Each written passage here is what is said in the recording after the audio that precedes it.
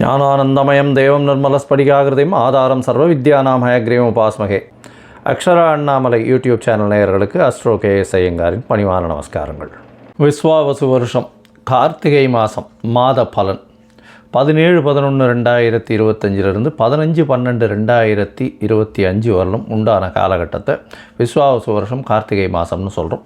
பொதுவாகவே மாத கிரகங்கள்னு சொல்லக்கூடியது சூரியன், செவ்வாய், புதன் மற்றும் சுக்கிரனுடைய மாற்றங்களை வச்சு சொல்லுவோம். இந்த மாதம் பார்த்தாலேனால் பெரிய விசேஷம் என்ன அப்படின்னா, கிட்டத்தட்ட வருஷ கிரகங்கள்னு சொல்லக்கூடிய சனியும் குருவும் கூட மாற்றங்கள் இருக்குது. என்ன மாற்றம் இருக்குது அப்படின்னா, சனி பகவான் வக்கர நிவர்த்தியாளர். 17/11/2025 வாக்கிய பஞ்சாங்கம் பிரகாரம் சனி வக்கர நிவர்த்தியாளர். அதனால் அதற்குண்டான தனியாக பலன்கள் போட்டிருக்கேன் பாருங்கள். குரு பகவான் 18ஆம் தேதி, அதாவது கார்த்திகை 2ஆம் தேதி அன்றைக்கே அவர் வக்கரகதிக்கு போகிறார். என்ன, புனர்பூசம் 4ஆம் பாதத்தில் அவர் வக்கரமாறார். கடக ராசியிலேயே உச்சம் பெற்ற குரு பகவான் வக்கரமடைகிறார். இவ்வளோ நாள் அதிச்சாரத்தில் இருந்து இப்போ வக்கரத்துக்கு போகிறார். 18ஆம் தேதியிலிருந்து 18/11/2025 சரி, இந்த மாதம் கிரகங்கள் என்னென்ன இடத்துல இருக்குது அப்படின்னு பார்க்கும்பொழுது, குரு ராசிக்கு 4ஆம் இடத்துல, அதாவது காலபுருஷ தத்துவத்தின் 4வது ராசியான கர்க்கடகத்தில் இருக்கார். கேது சிம்மத்திலையும், அதற்கு பிறகு துலாத்தில் பார்த்தாலேயானால் புதன், சுக்கிரன், செவ்வாய், இந்த கிரகங்கள் புதனும் சுக்கிரனும் இந்த 2 கிரகங்களும் இருக்குது.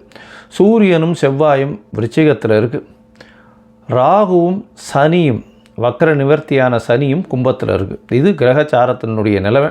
இந்த மாதத்தில் வரக்கூடிய மாற்றங்கள் என்ன அப்படின்னா, சுக்கிரன் ஒரு 10 நாளில், அதாவது கிட்டத்தட்ட 27/11/2025 அன்றைக்கி சுக்கிரன் துலாத்திலிருந்து விருச்சிகத்துக்கு போகிறார். அதுக்கப்புறம் பார்த்தாலேயானால், அதாவது 6/12/2025 அன்றைக்கி செவ்வாய் விருச்சிகத்திலிருந்து தனுசுக்கும், புதன் துலாத்திலிருந்து விருச்சிகத்துக்கும் வரா. இதுதான் இந்த மாதத்தினுடைய மாற்றங்கள்.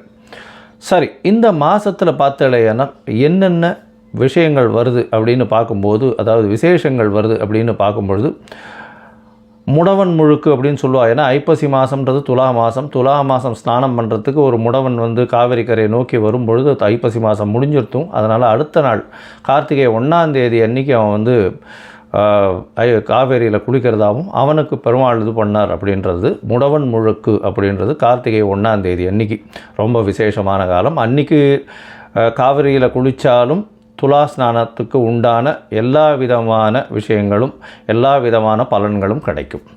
சரி, அதற்கு பிறகு பார்த்தாலேயானால் கார்த்திகை அமாவாசை, அது என்றைக்கு அப்படின்னு பார்த்தோம்னா 20/11/2025 கார்த்திகை அமாவாசை.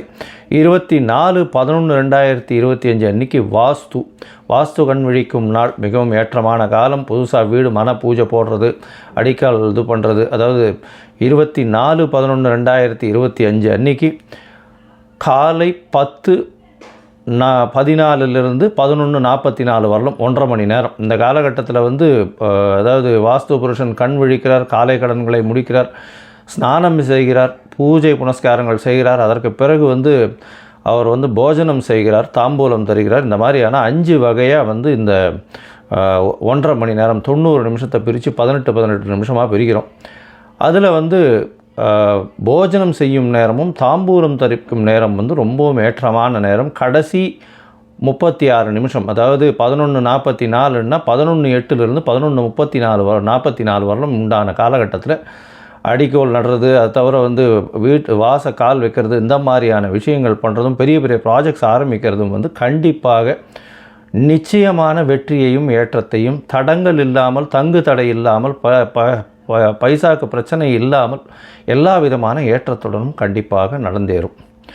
ஏன்னா இந்த காலகட்டத்தில் தோஷம் எதுவும் பார்க்க தேவையில்லை. அதாவது ராகு காலமே மகண்டம், அப்புறம் சூலம் இருக்குது, அதுக்கப்புறம் நட்சத்திரம் இது ஆற்றுல இருக்க கிரகதாரிணிக்கு சந்திராஷ்டமம், இந்த மாதிரியான விஷயங்கள் எதுவுமே பார்க்க வேண்டாம். ஏன்னா வாஸ்து புருஷன் கண்முழிக்கும் நாள் அன்றைக்கி இதெல்லாம் எதுவுமே கிடையாது.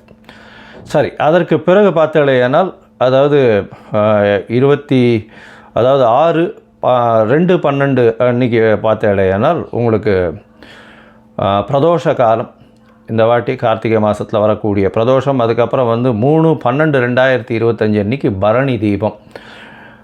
அதற்கு பிறகு 4/12 அன்றைக்கி கார்த்திகை தீபம். அதை வைகானசம், அதை தவிர பாஞ்சராத்திரம்னு சொல்லக்கூடிய அவர்கள் வழிவந்த கோவில்கள் எல்லாவற்றிலுமே வந்து அந்த காலகட்டத்தில் நடக்கிறது. வைஷ்ணவாளுக்கும் அன்றைக்கே கார்த்திகை தீபமாக இருக்கும். அது தவிர பார்த்தாலேனால் இந்த மாதத்தில் கைசிகை ஏகாதசி வருது. 1/12/2025 அன்றைக்கி இது ரொம்பவும் விசேஷம். இந்த கைசிகை ஏகாதசியில் அதாவது ஒரு பாணர் குலத்தில் வந்து அவர் பாட்டு பாடுறவர். அவர் வந்து அந்த ஏகாதசி அன்றைக்கி பெருமாளை புகழ்ந்து பாடிண்டே வரும்போது பிரம்மராட்சசன் நடுவில் பார்க்குறார். அதுக்கப்புறம் திருப்பி வந்து அவருடைய வயிற்று பசியும் போக்குறார் அப்படின்றது கதை.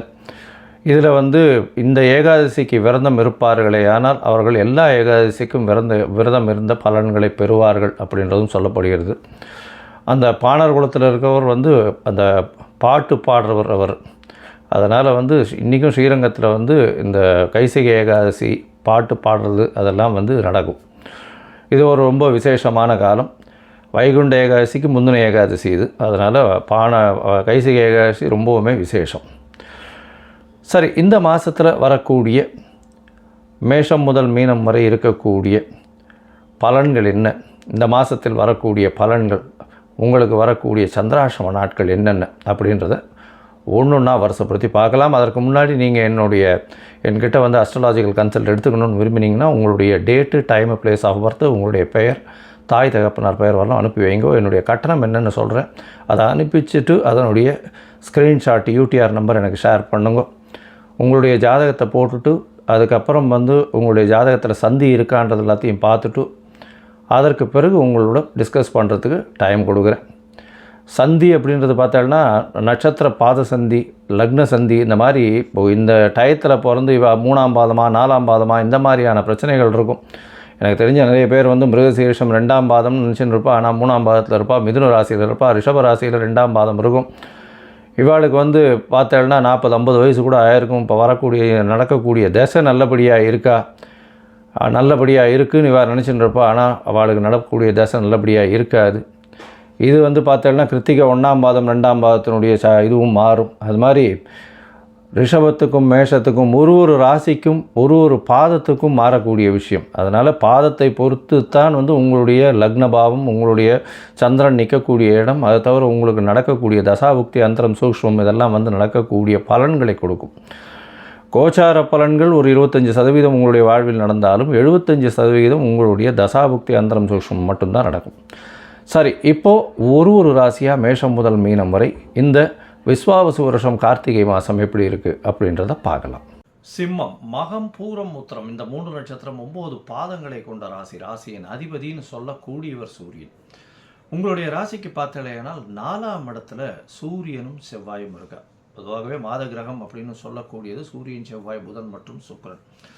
இந்த மாதம் அதாவது விஸ்வாவசு வருஷம் பார்த்தலையானால் விஸ்வாவசு வருஷம் கார்த்திகை மாதம் 17/11/2025 15/12/2025 வரலும் உண்டான காலகட்டத்தில் உங்களுடைய ராசிக்கு 4ஆம் இடத்துல சூரியனும் செவ்வாயும் இருக்க.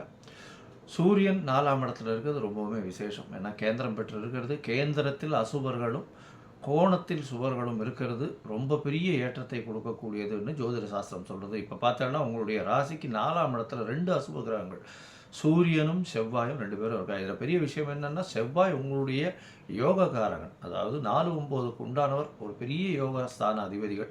அவர் உங்களுடைய ராசிக்கு 4ஆம் இடத்துலேயே இருக்கிறது பெரிய விசேஷம். இதன் மூலியமாக பார்த்தோன்னா உங்கள் தாயின் உடல்நிலையில் நல்ல ஒரு ஏற்றம் இருக்கும். உங்களுடைய உடல்நிலையில் சற்று பின்னடைவு இருந்தாலும் ஏற்றங்கள் இருக்கக்கூடிய வாய்ப்புகள் நிச்சயமாக உண்டு. உங்களுடைய ராசிக்கு பார்த்தோன்னா 4ஆம் இடத்துல இருக்கக்கூடிய செவ்வாய் மூலியமாக படிக்கக்கூடிய மாணவர்களுக்கு நல்ல ஒரு ஏற்றம் இருக்கும். மருத்துவ சம்பந்தமான படிப்புகள் பண்ணக்கூடிய வாய்ப்புகள் உண்டு. ஏன்னா 12ஆம் இடத்துல குரு பகவான் உச்சம் பெற்றிருந்தாலும் வக்கரகதியில் இருக்கிறதுனால உங்களுடைய ராசிக்கு பார்த்தோன்னா 5-8க்கு அதிபதி. அதனால் வந்து குழந்தைகள் மூலியமாக சிறு சிறு தொல்லைகள் வரக்கூடிய வாய்ப்புகள் உண்டு. இந்த மாதம் பார்த்தோன்னா 17-11 அன்றைக்கே உங்களுடைய ராசிக்கு சமசப்தமத்தில் சனி பகவான் வக்கர நிவர்த்தி அடைகிறார். அதனால் வக்கர நிவர்த்தி அடைகிறது அந்த அளவு ஏற்றத்தை கொடுக்காது. எதிர்பாலனத்தவரோட ஜாகிரதையாக இருக்கிறது நல்லது. அதை தவிர நண்பர்களோட ரொம்ப அதாவது உறவாடுவதை ஜாகிரதையாக வச்சுக்கொள்வது ரொம்ப நல்லது. இன்வெஸ்ட்மெண்ட் பார்ட்னர்ஷிப்பில் போடுறது ரொம்ப ஜாகிரதையாக இருக்கிறது நல்லது. உங்களுடைய ராசிக்கு 3ஆம் இடத்துல சுக்கிரன் இருக்கிறதுனால எழுத்து பணியில் இருக்கிறவங்களுக்கெல்லாம் நல்ல ஒரு ஏற்றம். புதனோடு சேர்ந்து 3ஆம் இடத்துல இருக்குது. முயற்சிகள் மூலியமாக பணவரவு அதிகமாக இருக்கக்கூடிய காலகட்டமாக இருக்கும். முயற்சிகள் எல்லாமே வெற்றி பெறும். குடும்பத்தில் நல்ல ஒரு ஏற்றம் இருக்கக்கூடிய காலகட்டமாக அமையப்போகிறது.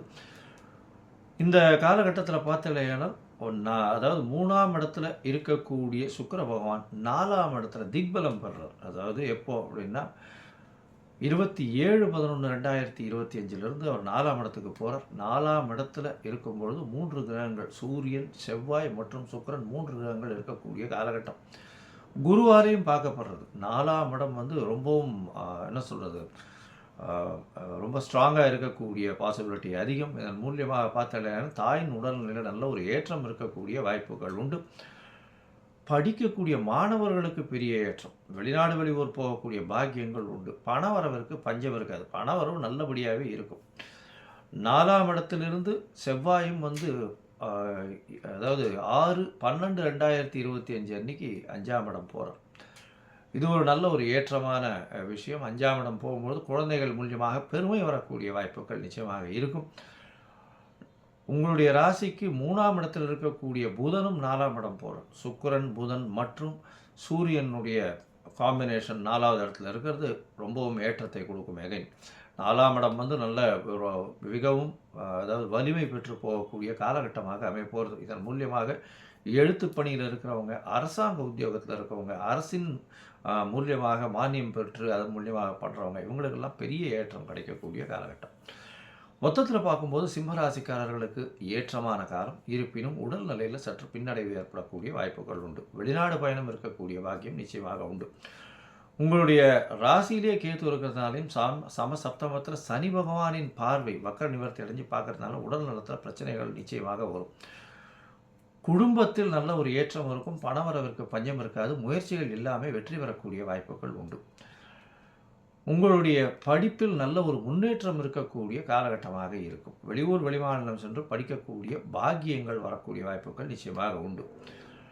உங்களுடைய இளைய சகோதரர்கள் மூலியமாக நல்ல ஒரு ஏற்றம் கிடைக்கக்கூடிய வாய்ப்புகள் உண்டு. தாயின் உடல்நிலையில் நல்ல ஒரு ஏற்றம் இருக்கக்கூடிய வாய்ப்புகள் உண்டு.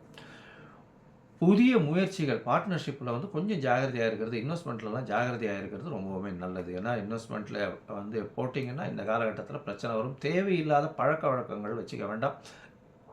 4ஆம் இடத்துல உங்களுக்கு 7ஆம் இடத்துல சனி இருக்கிறது அந்த அளவு விசேஷம் இல்லை. இந்த காலகட்டத்தில் சில நாட்கள் தவிர்க்க வேண்டியிருக்கு. அந்த சில நாட்கள் அப்படின்னு சொல்லக்கூடிய இந்த சந்திராஷ்டம நாட்களில் பார்த்தாலேயானால் 29/11/2025 1/12/2025 வரலும் உண்டான நாட்கள். சந்திர பகவான் உங்களுடைய ராசிக்கு 8ஆம் இடத்துல மறைந்து இருக்கக்கூடிய காலகட்டம். இந்த காலகட்டத்தில் பார்த்தாலேயானால் புது முயற்சி வேண்டாம். வெளியூர் வெளிமாநில பிரயாணம் வேண்டாம்னு சொல்கிறோம். ஒரு வேளை பண்ண வேண்டி இருந்ததே ஆனால் சந்திர பகவானுக்கு உண்டான எளிய பரிகாரம் அதை வந்து பண்ணிட்டு போகிறது. அதாவது அருகில் இருக்கக்கூடிய கோசாலையில் உங்களால் முடிஞ்ச அந்த அகத்திக்கீரை கட்டு வாங்கி கொடுத்துட்டு போகிறதன் மூலியமாக சந்திராஷ்டமத்தின் தாக்கம் குறையும். இந்த மாதம் பார்த்தோன்னா நீங்கள் வந்து அருகில் இருக்கக்கூடிய சத்யநாராயண கோவிலுக்கு போயிட்டு வாங்க. நல்ல ஒரு ஏற்றம் கிடைக்கக்கூடிய காலகட்டம். கோதுமை தானம் பண்ணுவோம். அதாவது ஞாயிற்றுக்கிழமை வந்து பார்த்தோம்னா கோதுமை தானம் பண்ணுறதன் மூலியமாக உங்களுக்கு வரக்கூடிய எந்த பிரச்சனைகளும் நிச்சயமாக சூரியனை கண்ட பனி போல விலகி போகும். லோகா சமஸ்தா சுகினோ பவந்து. நன்றி, நமஸ்காரம்.